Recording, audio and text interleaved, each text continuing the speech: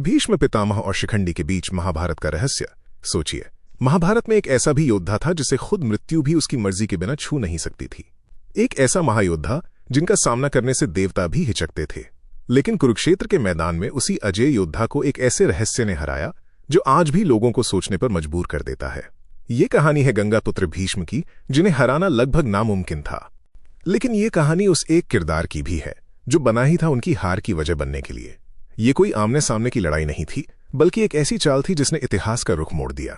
आखिर उस दिन ऐसा क्या हुआ था जब श्रीकृष्ण की एक सलाह पर शिखंडी को ढाल बनाकर अर्जुन ने भीष्म पितामह को बाणों की शैया पर हमेशा के लिए सुला दिया? चलिए जानते हैं इस युद्ध का सबसे बड़ा रहस्य। हम सब भीष्म पितामह को जानते हैं, लेकिन उनका असली नाम देवव्रत था।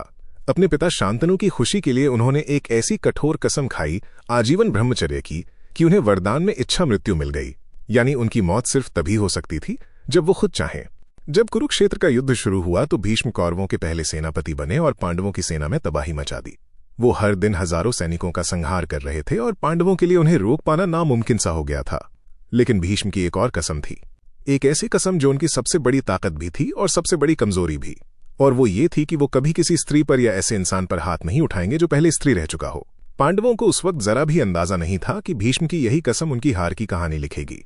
इस रहस्य को समझने के लिए हमें कहानी में थोड़ा पीछे चलना होगा। शिखंडी के पिछले जन्म में। शिखंडी अपने पिछले जन्म में काशी की राजकुमारी अंबा थीं। भीष्म अपने सौतेले भाई विचित्रवीर्य के लिए अंबा और उनकी बहनों को स्वयंवर से हरण करके ले आए थे। बाद में जब भीष्म को पता चला कि अंबा मन ही मन राजा शाल्व को अपना पति मान चुकी हैं, तो उन्होंने अंबा को सम्मान के साथ शाल्व के पास भेज दिया। लेकिन भीष्म से हारने के अपमान में शाल्व ने उन्हें अपनाने से इनकार कर दिया। हर तरफ से ठुकराई हुई अंबा का गुस्सा अब भीष्म पर फूटा। उन्होंने भीष्म से विवाह का प्रस्ताव रखा, लेकिन भीष्म अपनी प्रतिज्ञा की वजह से ऐसा नहीं कर सकते थे। बदले की आग में जलती अंबा ने भगवान शिव की कठोर तपस्या की और ये वरदान मांगा कि वो भीष्म की मृत्यु की वजह बने। भगवान शिव ने उन्हें ये वरदान दे दिया। इसी वरदान के कारण अंबा ने अगले जन्म में पांचाल के राजा द्रुपद के घर शिखंडी के रूप में जन्म लिया। जन्म के समय वो एक स्त्री थीं, पर उनका पालन पोषण एक राजकुमार की तरह हुआ और बाद में एक यक्ष के साथ अपना लिंग बदलकर वे पूरी तरह पुरुष बन गए। युद्ध के 9 दिन बीत चुके थे और पांडव हार की कगार पर थे। भीष्म को रोकना नामुमकिन लग रहा था। तब श्री कृष्ण ने वो चाल चली जिसने पूरी बाजी पलट दी।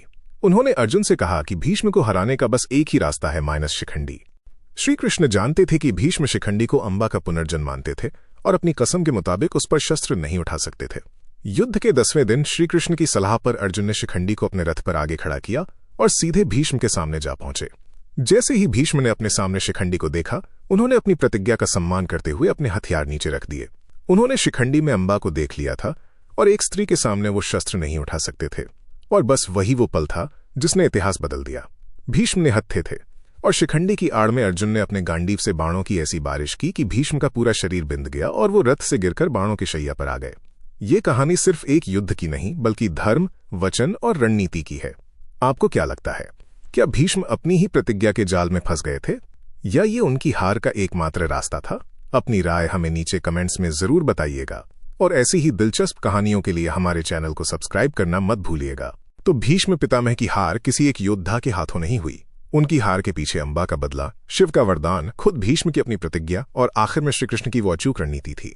और अपनी इच्छा मृत्यु के वरदान की वजह से उनकी मृत्यु तुरंत नहीं हुई, बल्कि वे 58 दिनों तक बाणों की शैया पर लेटकर सूर्य के उत्तरायण होने का इंतजार करते रहे और फिर अपने प्राण त्यागे। ये कहानी दिखाती है कि महाभारत सिर्फ हथियारों की लड़ाई नहीं थी, ये दिमाग, धर्म और कर्म की भी लड़ाई थी। यहाँ एक छोटी सी कसम और एक पुराना बदला भी पूरे युद्ध का नतीजा बदल सकता था।